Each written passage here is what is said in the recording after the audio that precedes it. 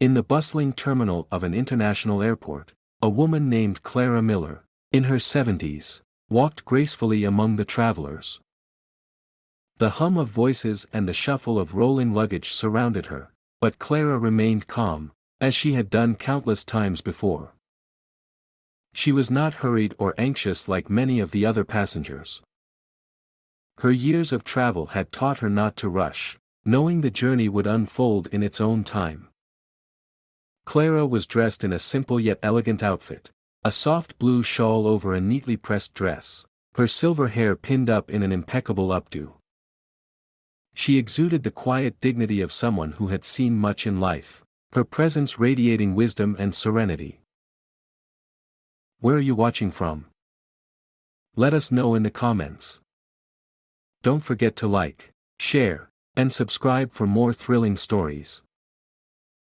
In one hand, Clara carried a leather purse, well worn but cared for.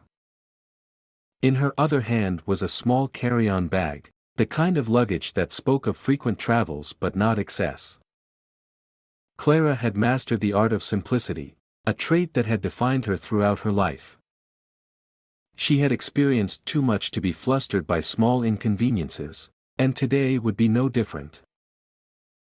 As she approached the boarding gate for her flight to Paris, she handed her ticket to the young gate agent, who smiled kindly as he scanned it. "Welcome aboard, Mrs. Miller. Have a wonderful flight," he said, his voice sincere but casual. Clara offered a small nod of acknowledgement, grateful for the warmth, yet her mind remained focused on the trip ahead. Inside the cabin, the first-class section was quiet and comfortable. Passengers were already settling in, some adjusting their blankets, others sipping drinks, and the air smelled faintly of leather and perfume. Clara walked calmly to seat 1B, where she placed her bag near her feet. She reached up to adjust her shawl before preparing to settle in for the journey. But just as she was about to make herself comfortable, a voice interrupted the silence. "Excuse me, ma'am," came the sharp voice of a flight attendant. Clara turned to see a tall woman standing before her, her posture rigid and expectant. This was Anne Douglas, a flight attendant known for her no-nonsense attitude and impeccable appearance. Her uniform was crisp, and her expression was one of tight irritation. "Can I help you?" Clara asked, her voice calm, though she immediately sensed something wasn't quite right. And looked down at Clara's boarding pass, her brow furrowing as she questioned whether Clara truly belonged in the first-class seat.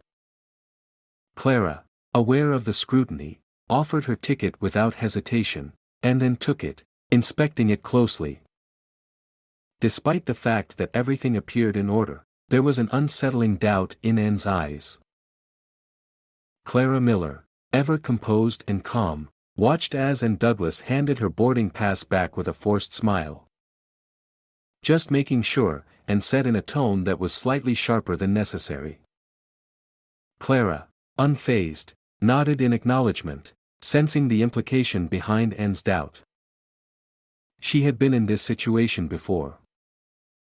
Sometimes people assumed she didn't belong in certain spaces, be it because of her age or appearance. But Clara had always known the value of quiet strength. She wasn't about to let an assumption undermine her presence. With a gentle smile, Clara thanked Anne and settled into her seat.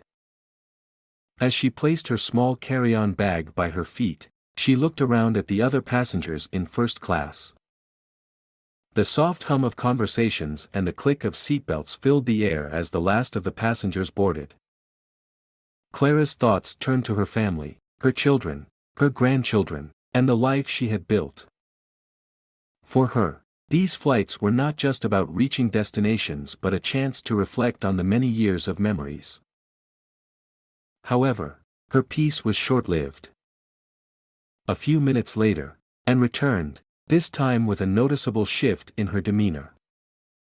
Her posture had changed, now more rigid, and her previously polite smile was replaced by a thin, tight expression. Anne's eyes scanned Clara once more before she spoke, her voice colder than before.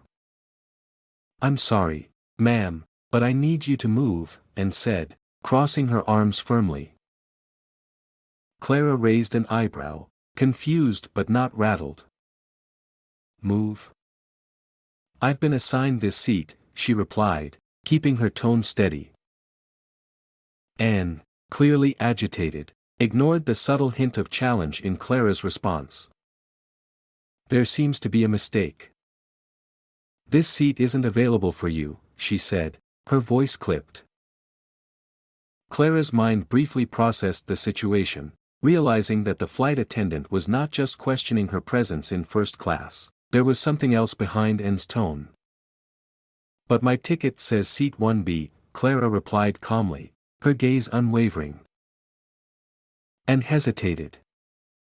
"Yes, I see that, but," her voice trailed off. She was fumbling, clearly uncomfortable with the standoff she had created. Clara did not break eye contact. She stood her ground. Just as the silence stretched between them, another flight attendant, a younger woman named Natalie, appeared in the aisle, having overheard the exchange. Natalie's presence was soft and non-confrontational, but there was a visible concern in her eyes. She stepped forward and gently asked, "Is everything all right here?" Anne, looking visibly frustrated, quickly dismissed the younger attendant. "No problem," she said stiffly, turning her attention back to Clara, her patience clearly wearing thin. Clara's calm presence, however, only seemed to heighten Anne's irritation. Clara Miller's calm remained unshaken, but she could sense the growing tension in the air. As Anne returned to her rigid stance, Clara's instinct told her this wasn't just about a seat assignment. It felt like something much deeper was at play, an assumption, perhaps, about her worthiness to sit in the first-class section. Clara had experienced these moments in her life before, times when people had doubted her or dismissed her presence because they thought they knew better. Anne, however, seemed determined to make Clara move, and now the situation had escalated. "I'm sorry, ma'am, but I really need you to move now," Anne said, her tone flat, almost too harsh for such a minor issue. Clara stood up slowly, her posture straight and proud. "I'm not going anywhere until I speak with the captain," she said, her voice steady but firm. Anne's jaw tightened. "That won't be necessary," she snapped, her frustration bubbling over. "Just move to the back of the plane." Clara could feel the eyes of the other passengers on her, but she didn't let the scrutiny distract her. She was a woman who had earned her place here, in this seat, with this ticket. This wasn't about a misunderstanding or mistake, it was about someone assuming they had the power to diminish her. Clara wasn't about to allow that to happen. Just then, a voice interrupted the tension. "Is there a problem here?" It was Natalie again, her voice soft but laced with concern. She had been watching from the galley and could clearly see that things had escalated beyond a simple seat issue. Anne, who had been standing with her arms crossed, quickly turned to dismiss Natalie's interference. "No problem," she said tersely. "Just asking Mrs. Miller to move to her proper seat." But Natalie wasn't convinced. "Are you sure about that?" Natalie asked gently, her eyes flicking from Anne to Clara. Anne hesitated, clearly uncomfortable with the sudden attention, her frustration mounting. The tension in the cabin was palpable now, and even the other passengers seemed to hold their breath, waiting for what would happen next. Clara, still composed, glanced briefly at Natalie, then back at Anne.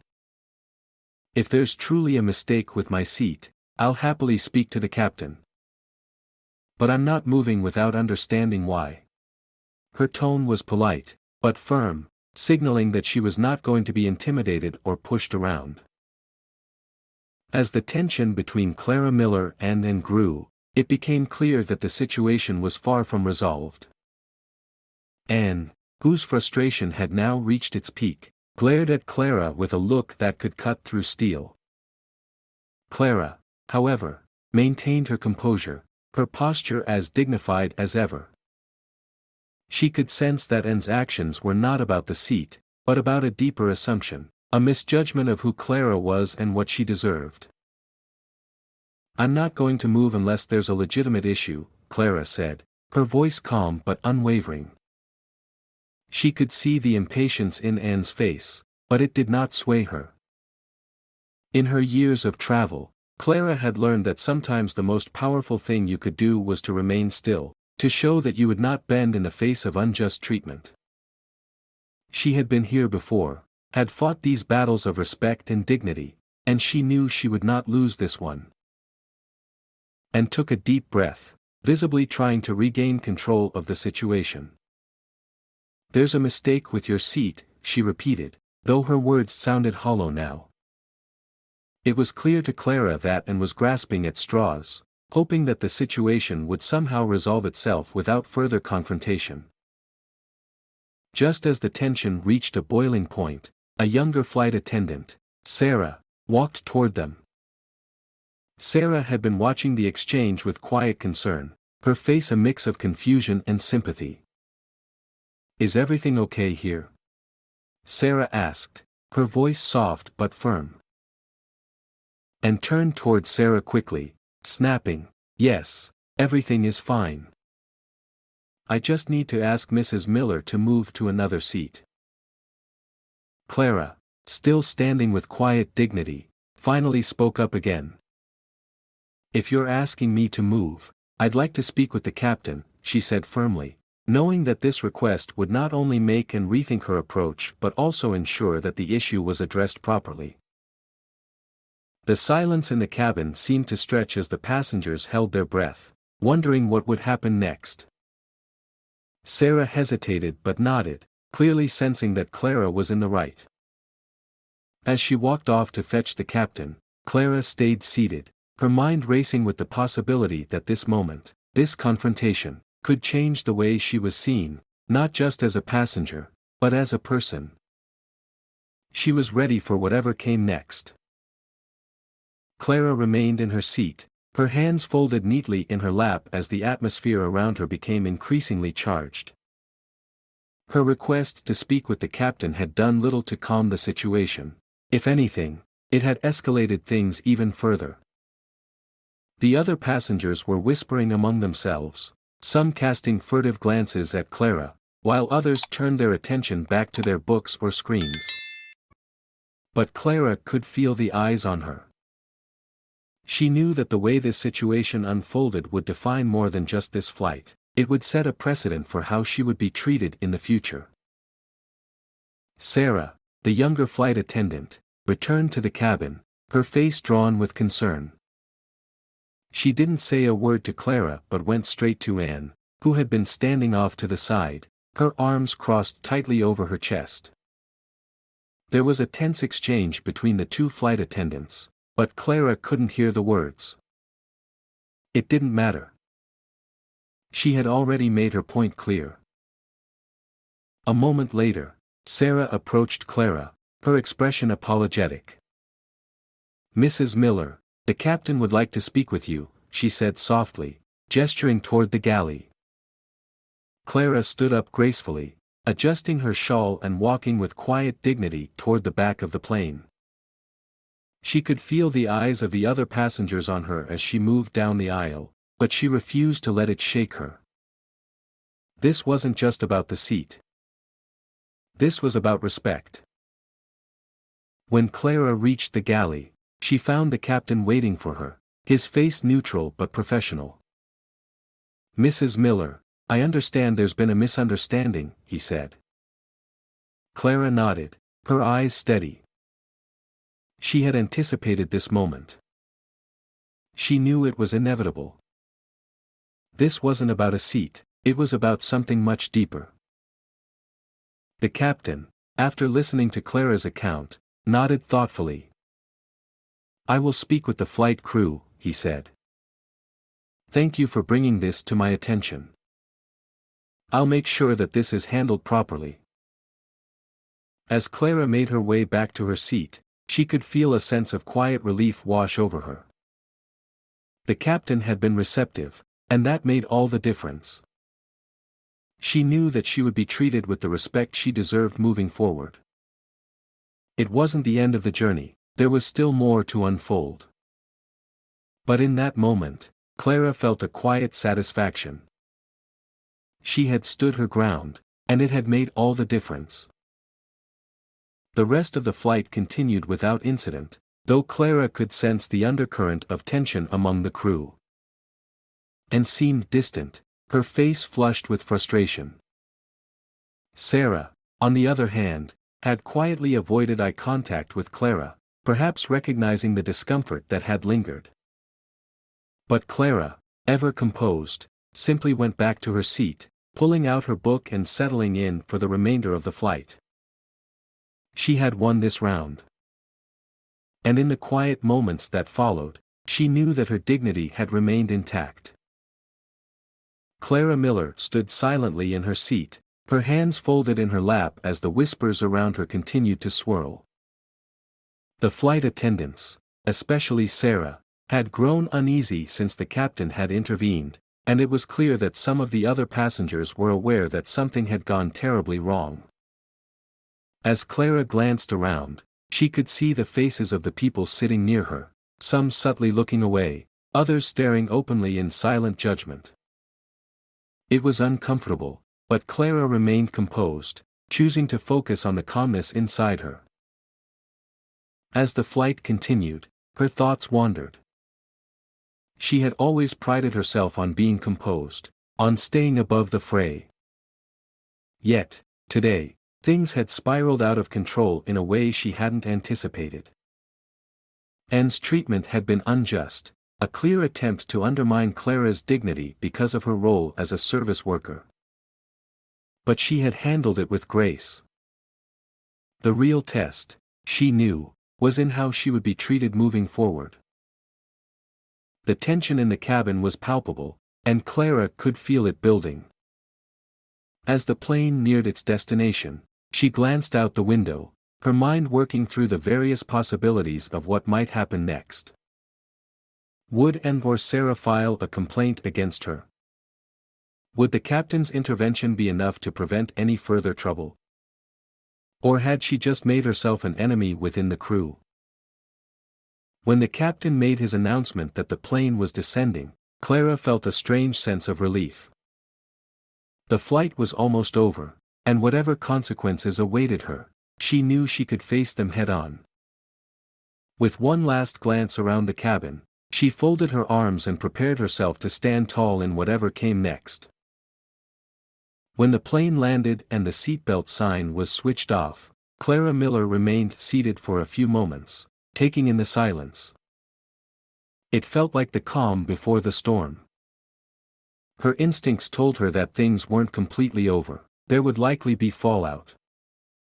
And had been more than a passenger, she had become a symbol of the bigger problem Clara had encountered. She had tried to remain respectful, but the power dynamics of that confrontation had exposed deeper, often unspoken, issues. Clara's thoughts were interrupted when the flight attendants began their final duties for the flight. As Sarah approached Clara's row, her face was tight, her eyes avoiding Clara's. It wasn't hard to read the tension in the air. Sarah's silence spoke volumes, but Clara didn't want to make assumptions. There were still too many variables at play. "Everything good, Sarah?" Clara asked, breaking the silence. Sarah stiffened slightly but then nodded, offering a thin smile. "Yeah, everything's fine. Just, a little tense today." Clara gave a small nod, understanding more than she let on. She knew that Sarah was doing her best to keep things together, but the whole ordeal had clearly affected her too. They had both witnessed something unpleasant, an elderly woman being humiliated in public, and now, they were both dealing with the consequences. despite the tension, the rest of the flight was uneventful. As the plane taxied toward the gate, Clara steeled herself for the arrival. She knew that as soon as they touched down, things would change. Whether she would be reprimanded for her actions or even face formal complaints from the other flight attendants was out of her control, but she had to face whatever was next with strength. As the airplane came to a stop at the gate, Clara took a deep breath and stood up, gathering her belongings. The usual bustle of passengers rising from their seats filled the cabin, but the tension from the altercation earlier seemed to linger in the air like a heavy fog. Clara was still unsure of what consequences she might face, but she was resolute in her understanding that standing her ground had been the right thing to do. As she made her way down the aisle, Clara couldn't help but overhear snippets of conversation from the passengers around her. Some mentioned the scene that had unfolded between her and Anne, while others speculated about the cause of the confrontation. Most of it was gossip, but Clara understood that the way she had been treated by Anne was not just about a misunderstanding over seating. It was about power, privilege, and assumptions, things Clara could no longer ignore. She had to continue to fight these injustices every day, no matter how uncomfortable the confrontation might be. The crew gathered in the galley, where the tension was still thick. Sarah had already moved to the back of the plane, busying herself with post-flight duties, while the other attendants tried to avoid Clara's gaze. Clara stood still for a moment, looking out at the quiet airport terminal before stepping toward the crew room, where a meeting was likely about to take place. The door opened, and inside, the atmosphere was more formal. Senior management had arrived, and Clara could feel their eyes on her. She wasn't sure what they were thinking, but she knew the moment had arrived. The first step was to face whatever came next, and she had to do it with grace. Clara entered the crew room, where several senior managers and supervisors had gathered. The look in their eyes was neutral, but she could sense that something important was about to happen. She was already mentally preparing herself for the meeting that could determine the course of her career. "Clara, thank you for coming," the supervisor said, her tone professional but with an undercurrent of tension. "We need to discuss the incident with Mrs. Garter." Clara nodded, trying to mask the nerves that threatened to creep in. She had no intention of backing down, but she couldn't shake the feeling that things might spiral out of control. "First off," the supervisor continued, "I want to address what happened. The crew has spoken, and we understand there was some confusion about the seating, but we also want to ensure that we handle this appropriately moving forward." Clara stayed silent, listening carefully. She had done her part to remain calm and professional during the confrontation, but she knew that Anne's actions had crossed a line. It wasn't just about seating, it was about the assumption that Clara wasn't deserving of respect. "I'm sorry for the way things escalated," Clara said, her voice steady. "But I need to stand by the fact that Mrs. Garter had every right to be in that seat. There was no reason to question her." The supervisors looked at each other, their expressions unreadable.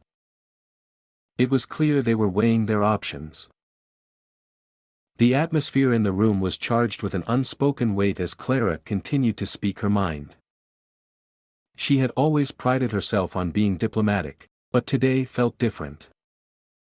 Today, she needed to be unapologetic. "I won't back down from standing up for passengers, especially when they're being treated unjustly. I understand that rules need to be followed, but there's a line. When someone is humiliated, there's no excuse for that." The silence in the room seemed to stretch as the managers exchanged glances. For a moment, it felt as though everything hung in the balance. Clara's voice had been calm and steady, but her words were powerful. She had made it clear that she would not let this pass without making a stand for what was right. Finally, the supervisor spoke. "We understand your position, Clara. However, we will be reviewing this matter thoroughly, and there may be consequences for how the situation was handled. You'll be notified of any decisions." Clara nodded, knowing that the outcome of this meeting would shape the course of her future. She didn't know what the next steps would be, but she was ready for them. The journey of standing up for what was right had only just begun. In the chaotic and fast-paced atmosphere of an international airport, a moment of tension was about to unfold, one that would forever change the lives of those involved. Clara Miller, a woman in her 70s, exuded quiet confidence as she walked gracefully among the travelers, unhurried, unbothered by the hustle around her. Dressed in a soft blue shawl and a perfectly pressed dress, her silver hair elegantly pinned in an updo, Clara commanded attention without saying a word. She had seen it all, traveled the world, and nothing, not even the subtle judgments of others, could rattle her. But as Clara approached the gate for her flight to Paris, a young flight attendant named Douglas decided to challenge her. A sharp look, a scolding voice, and an assumption that Clara didn't belong in first class sparked a confrontation that would soon spiral out of control. Anne, visibly irritated, questioned Clara's seat assignment, even though Clara's ticket clearly matched. With an icy stare, Anne's behavior became more aggressive, demanding Clara move to another seat without any legitimate explanation. Clara stood her ground, her unwavering dignity sparking a battle of wills that no one on that flight was prepared for. The tension in the air was palpable. Would Clara's quiet strength be enough to outlast the defiant flight attendant? As Anne's frustration mounted, the drama on the plane reached its boiling point. But there was more to this situation than anyone realized. Clara Miller wasn't just another passenger. She was about to reveal the shocking truth that would flip the entire scenario on its head. Don't forget to comment below and let us know where you're watching from today. Like, share, and subscribe for more jaw-dropping stories like this.